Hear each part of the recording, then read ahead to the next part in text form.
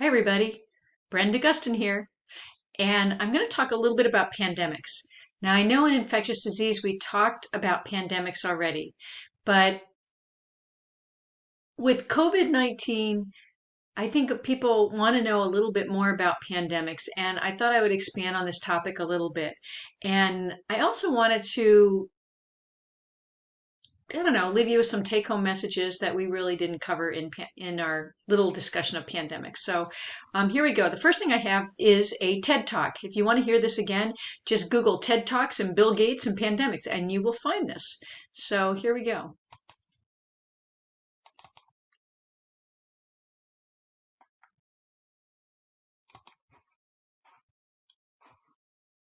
In our basement, filled with cans of food and water.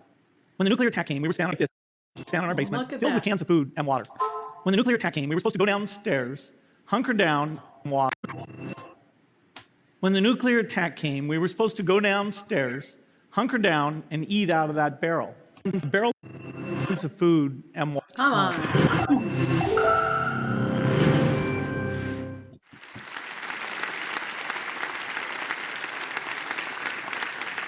When I was a kid, the disaster we worried about most was a nuclear war. That came, we were supposed to go downstairs, hunker down, and eat out of that barrel. Today, the greatest risk of global catastrophe doesn't look like this. Instead, it looks like this. If anything kills over 10 million people in the next few decades, it's most likely to be a highly infectious virus rather than a war. Not missiles, but microbes. Now, part of the reason for this is that we have invested a huge amount in nuclear deterrence, but we've actually invested very little in a system to stop an epidemic. We're not ready for the next epidemic. Let's look at Ebola. I'm sure all of you read about it in the newspaper. Lots of tough challenges. I followed it carefully through the case analysis tools we use to track polio eradication. And as you look at what went on, the problem wasn't that there was a system that didn't work well enough. The problem was that we didn't have a system at all. In fact, there are some pretty obvious key missing pieces.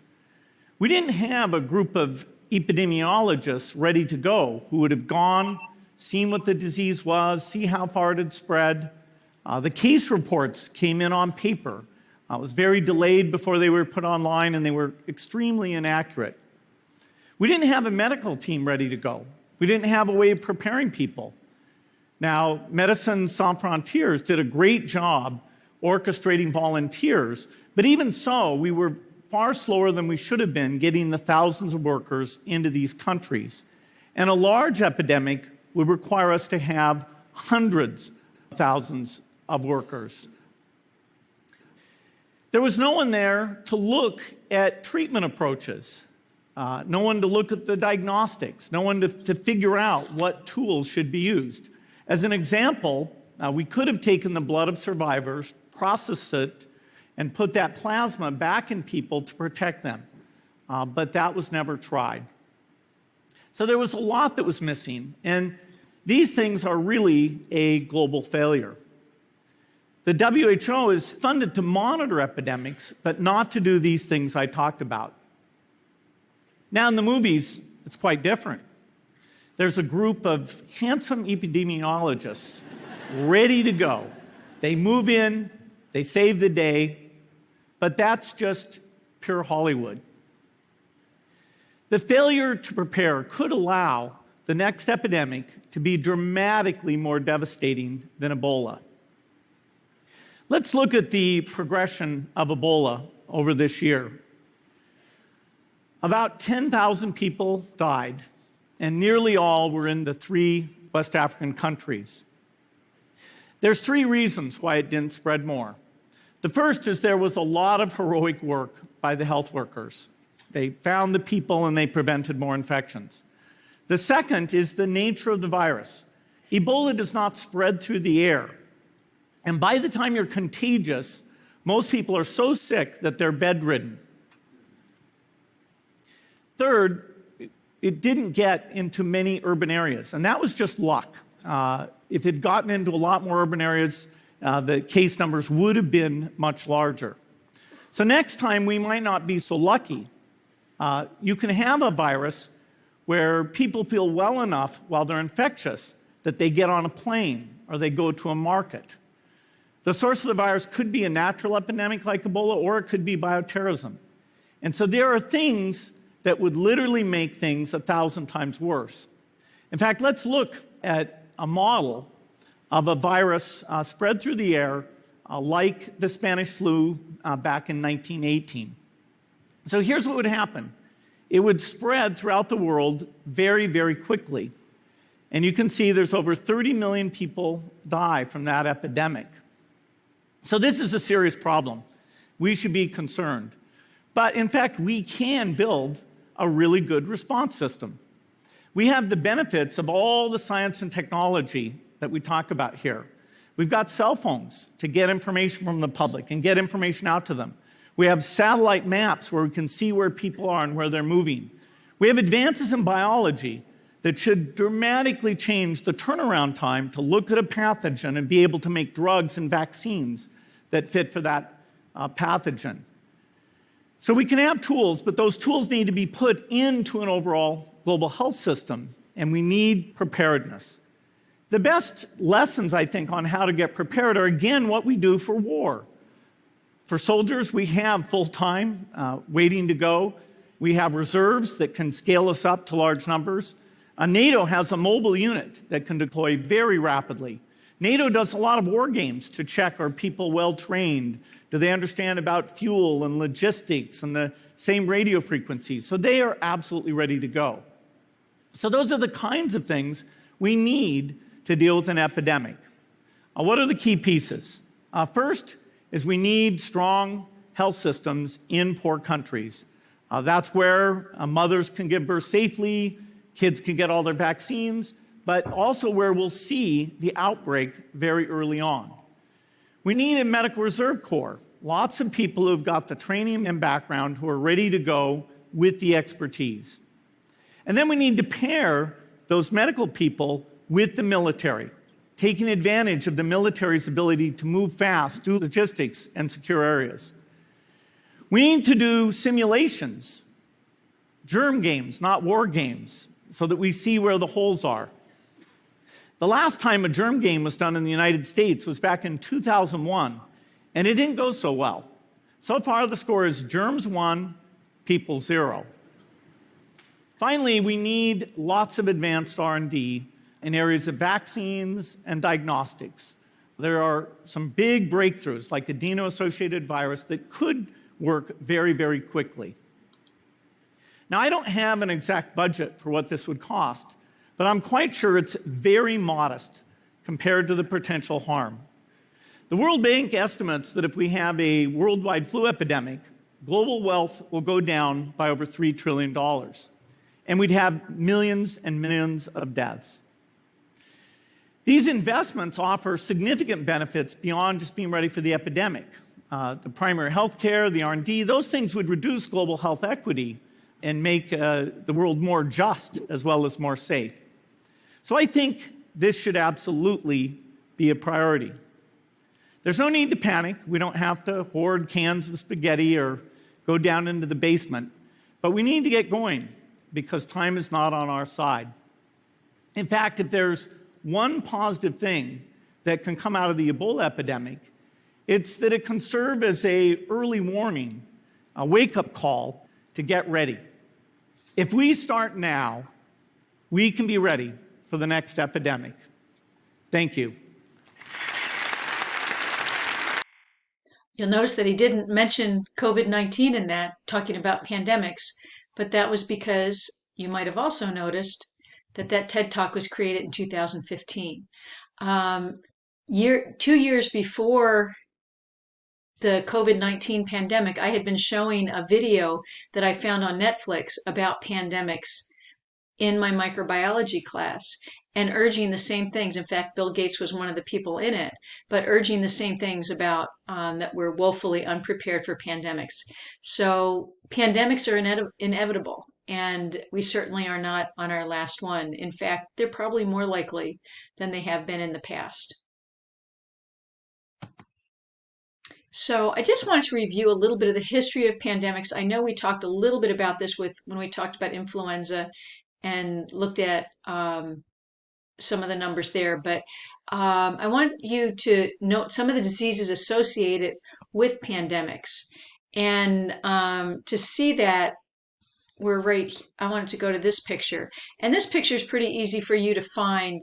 I think I just searched like history of pandemics and went to images, and you can find lots of versions of this, but I don't know what these big fuzzy things are, but they're trying to give you a visual of some of the size of the pandemics in the past. And so here we go. We have smallpox in 1520, Spanish flu in 1918. That was influenza. The bunch of plague epidemics. Look at in 500, 540. The and the plague is actually caused by a bacterium called Yersinia pestis. And so there's a plague epidemic, another plague epidemic, another one, another one. And when I look at this, oh, here's cholera. That's also a bacterial infection, 1817. The others are, oh, here we have HIV/AIDS, 25 to 35 million people. A bunch of examples of flu, the Asian flu, the Russian flu, Hong Kong flu. Oh, here's another smallpox in 700. So that was like 1520, 700. Here's another plague in 1817. Another influenza, yellow fever, late 1800s. Ebola is the one Bill Gates was just talking about around 2015. 11,000 people died. Here's our novel coronavirus, our COVID-19. And so this image was probably made 2019. So it's not quite updated. We're at about, we're getting in the high 300 or 3 millions, high 3 millions, close to 4 million people. So we're getting closer to around here for our numbers so far. And then MERS and SARS, and I'm going to mention those too. So, and those are fairly recently. So I'm just going to go back here. It says, note some of the diseases associated with pandemics. So we've got smallpox, we've got a lot of plague, Yersinia pestis, cholera, influenza, all sorts of things. And so why are viruses more likely to cause more of the future pandemics? Even if we look at this sheet, we can see most of these are caused by viruses except for the plague and the cholera epidemic in 1817. And the prediction is that future pandemics are also more likely to be viruses. And some of this, already some of the reasons. Why are viruses more likely? Well, why don't we have plague epidemics now? The primary reason is, first of all, plague was supposedly spread by fleas on rats as one of the primary disseminators of disease. And we've got much better public health, so we don't have as much. But also, people actually do get the plague still. It's just we have antibiotics that can treat it. So having antibiotics against bacteria and having better public health can have a big impact on things like plague and cholera. So the expectation is that viruses will be causing more of the pandemics in the future rather than bacteria.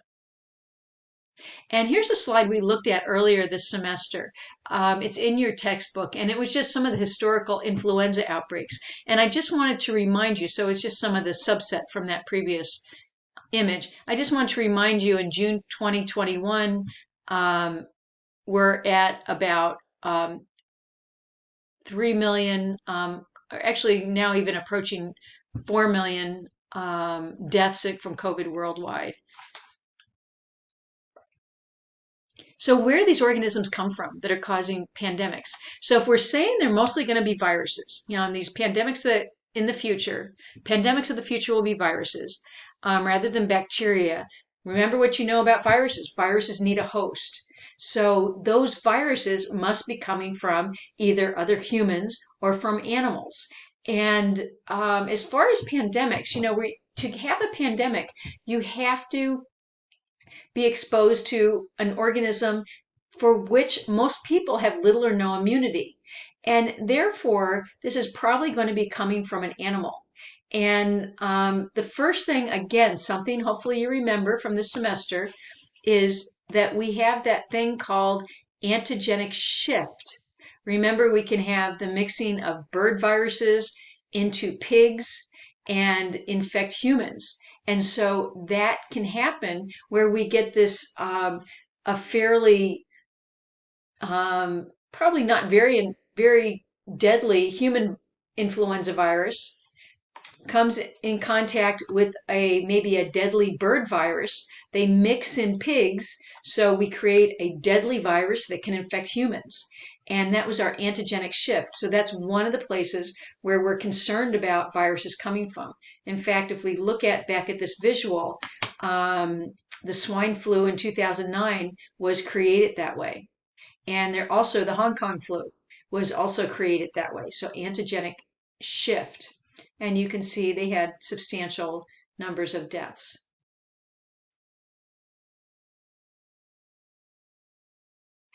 But where else would these organisms come from?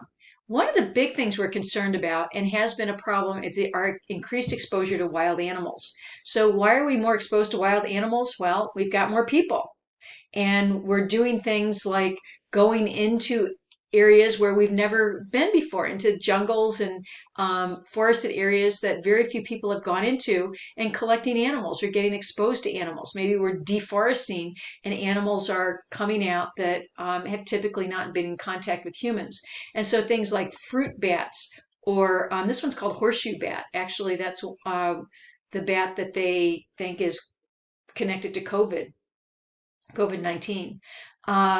And so we get greater exposure to these organisms.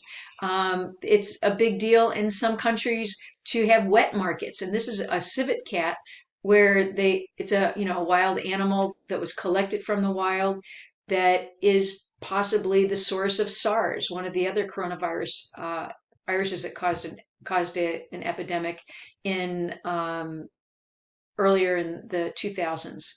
So these organisms can carry viruses that we've just never been exposed to because we've never been around those animals. One of the ways to control this is there's a lot of pressure to eliminate these wet markets and selling of live wild animals at food markets. Even migrating, even waterfowl and domesticated animals are great places for organisms for viruses, for us to become exposed to viruses we never have before. So where are these microorganisms going to come from? They're going to probably come from animals. Get me out of here. There we go. Name the groups of viruses most likely to cause the next pandemic. So scientists have looked at these kind of things extensively, and the idea is the next pandemic after our coronavirus pandemic is likely to be a coronavirus, an influenza virus, or a paramyxovirus. And we're getting pretty familiar with coronaviruses. Remember that these are viruses that here it says some of these are cause the common cold, but they also cause things like SARS and MERS and COVID-19. So you're familiar with those. Everybody's pretty familiar with influenza viruses that cause the flu. The paramyxoviruses might be a little bit different, but within this family of viruses are mumps, measles, RSV, which is a really common childhood respiratory virus. But there's also some of these that you might never have heard of, Hendra virus, and one that I decided to be kind of worried about, Nipah virus, after reading about this. And so when we look at the animals where these viruses are typically found, The coronaviruses in a lot of these bats, fruit bats, and our more typical kind of insectivorous bats. The horseshoe bat is the one, like I said, has some of these coronaviruses in them. So bats is one of our big concerns for reservoirs. Does that mean get rid of all the bats? No, it means stay away from the bats. Do not handle them. Do not go through bat feces. Influenza viruses, water birds, poultry, domesticated pigs. Some have been even found in dogs and horses. And then these paramyxoviruses, again, are abundant in bats. Now, bats tend to congregate, and it might have a lot to do with how they live that allows these viruses to be really relatively common in bats. Some of the other things that we can see in these different groups of viruses that are likely to cause pandemics is some of the notable things is the coronaviruses. The fatality rates can vary hugely. It looks like COVID-19 has around maybe about a 1% death rate. But you might remember SARS and MERS, or most of you might be a little bit too young, but SARS had about a 15% death rate and MERS had a 35% death rate. And so some of these viruses can be very quite deadly. Influenza viruses vary tremendously. Our most deadly one was the 1918 pandemic, where about 2.5%, about a third of the people in Europe died from this.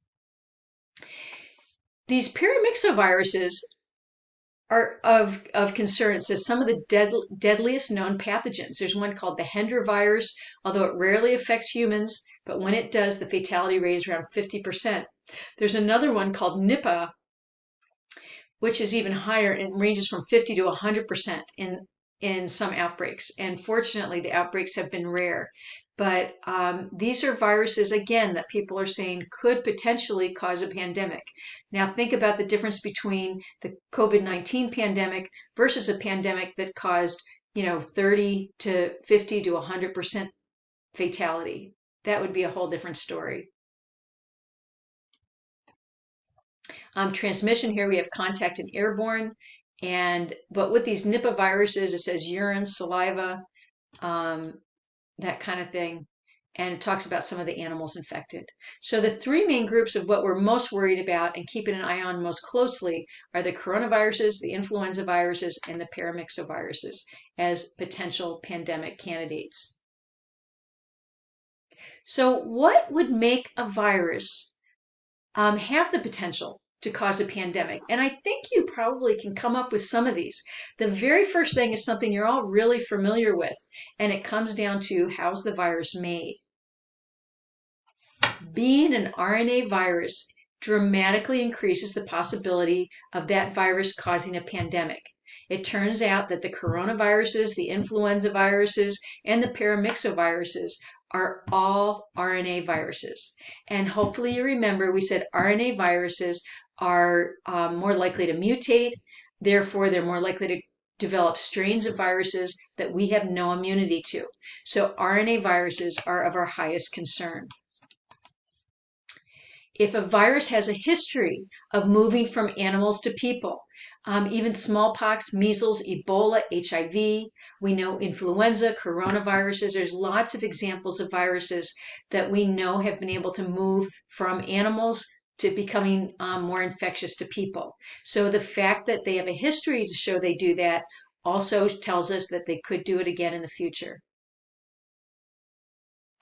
A virus that is easily transmitted from person to person. We talked about that R subscript 0, which is called the basic reproductive number.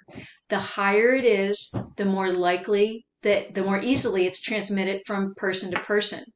SARS-CoV-2, it turns out, is more easily transmitted than SARS or MERS. And let's go back and look at that diagram again.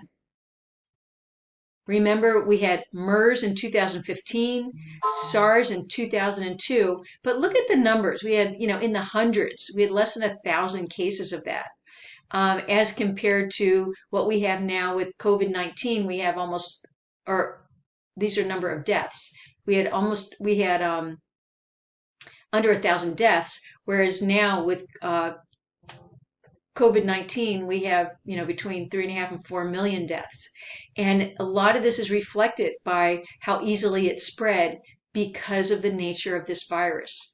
Now, what if this MERS had a mutation that allowed it to be more infectious? We would have a much, much higher death rate. So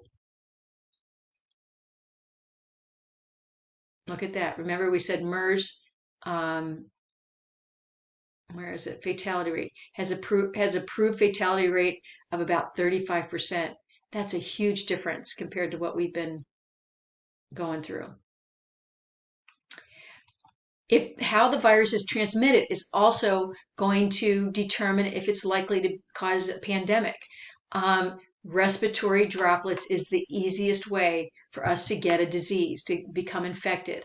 Think about all the infections you've had in the past couple of years. We probably had a lot of colds. You might have had the flu. You might have even had COVID-19.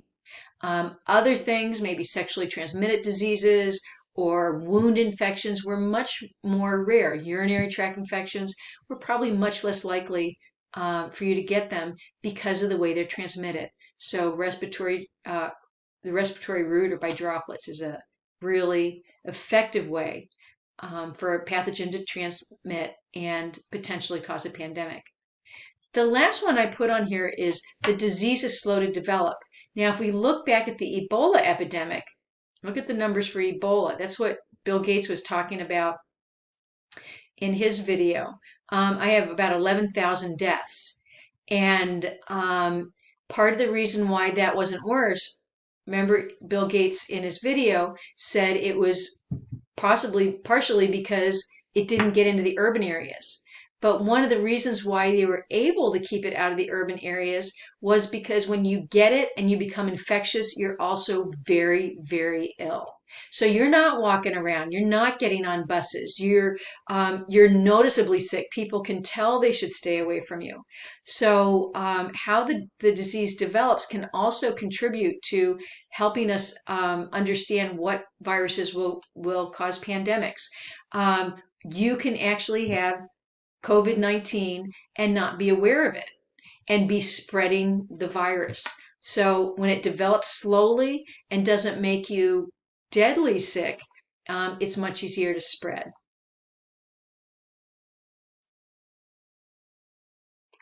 So how do we prepare for the next pandemic? What I'm going to show you here is just what I got out of Bill Gates' TED Talk. It doesn't mean these are the only things we should be doing. It doesn't even mean they're the right things we should be doing, but there's some ideas. And there's lots of other ideas. If I had a live class right now, I would just open this up to the classroom. What can we do to prepare for the next pandemic? But as a result, we just have Bill Gates. So he says, promote strong healthcare systems in poor countries. We know that a lot of diseases develop in poor countries, and then once they do develop, they can't be contained because of public health. The public health systems are not well established. So helping poor countries contain diseases can be really important and prevent diseases. And as we know, the whole world is connected now. We can all jump on a plane and spread a disease very easily. He recommended we create a medical reserve corps, kind of like we have for the military. So this could be something that we could get a lot of people moving very quickly to help us solve a potential and stop a potential pandemic problem. Pair medical corps with military. That could be controversial depending on what situation you're looking in or what country you're looking at. But our military is connected all over the world. We have military bases. We have highly trained people. Pairing this potential medical reserve corps with military could be very effective. He recommended we do simulations, germ games. Remember, he said in 2000 there was a germ game and it wasn't very successful, that we should be doing things like this. And research and development. We have ongoing research and development into these viruses, that we study them, we know what's going on in the environment, and we can't neglect spending money in an area that we don't yet have the pandemic, but we need to be researching. Other ideas, I would love to hear what you guys have to say. But you can think about it, and there are things that that you can listen for. Pay attention in the news about what people talk about and consider some of these ideas. Be open-minded. In Bill Gates' talk, he said the pandemic could cost the world $3 trillion. I'm not sure exactly how he stated that. It could cost or it would decrease wealth by 3 trillion or whatever. But I don't think anybody knows how much COVID-19 has cost the world. But and I did try to find a reference to that. The one I found, it says we're already down about $11 trillion worldwide. I don't know if those numbers are even comparable to what he was talking about, but we all are very aware that there's been a high economic impact on the US, on other countries, and a lot of people have suffered financially and physically through this pandemic.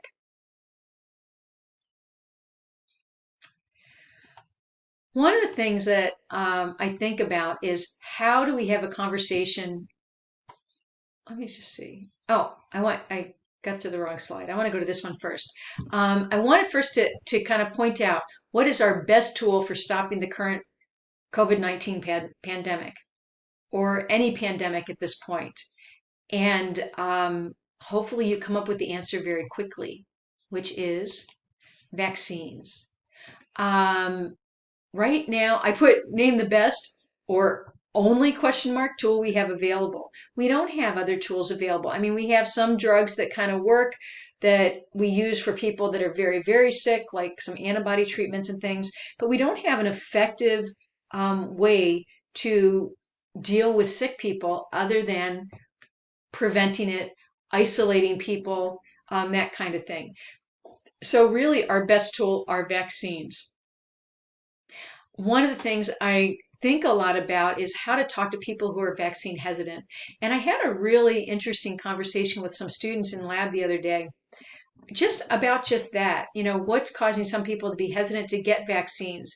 And there's all sorts of information that you can get on the internet. If you know that you are going to be coming in contact with people that will be talking about vaccines and being vaccine hesitant, one of the best things in everything that I read is number one, it just says listen.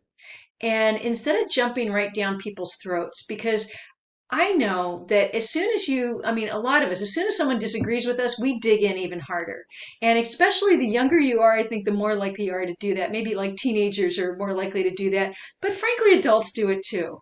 Nobody likes to be told they're wrong. Nobody likes to be, kind of corrected like that. So one of the best things that we can do is when somebody doesn't, when somebody is vaccine hesitant, is to listen to them and try to help them help listen to what their issues are. And again, this would be a great thing to open it up to the class. And I know you guys have all sorts of things because just the few students I was talking to, I heard some things that I didn't really think about before. So I think just be open-minded and listen. But one thing that we can also do is be prepared with facts. There's a lot of places on the internet, especially the CDC website, that gives you information to help you understand what we're going through with the vaccines right now. What do we know about them and how transparent is it?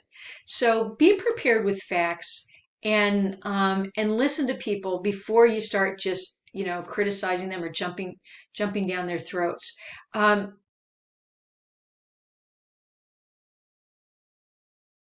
I'm going to go back one before I go to that. So here is how to have a conversation with somebody who does not want to get a COVID vaccine. So I went to the CDC and, just as far as looking for facts, here's some of the things I found. It says millions of people in the United States and around the world have received COVID-19's vaccines. These vaccines have undergone the most intensive safety monitoring in U.S. history. The United States is using established and new safety monitoring systems to make sure that COVID-19 vaccines are safe.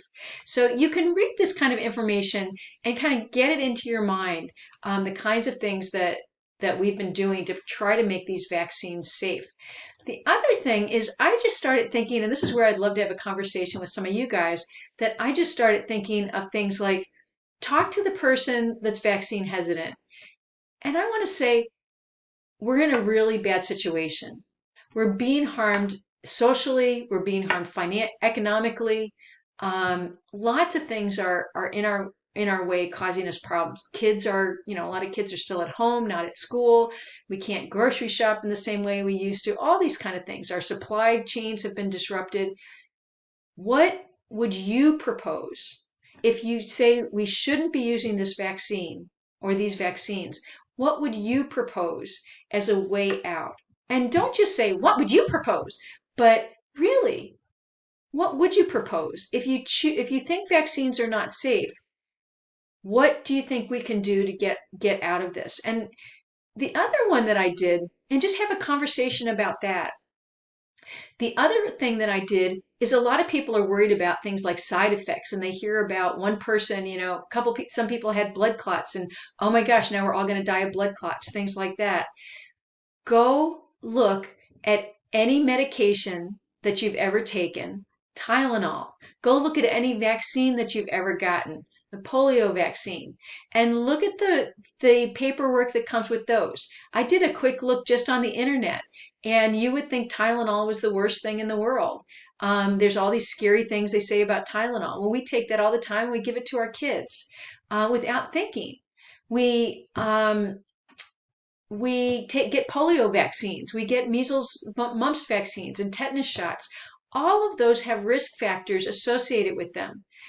The thing with the COVID-19 is they're trying to be so transparent that it actually sometimes it exaggerates the likelihood of having a problem, and some people get really fixated on that.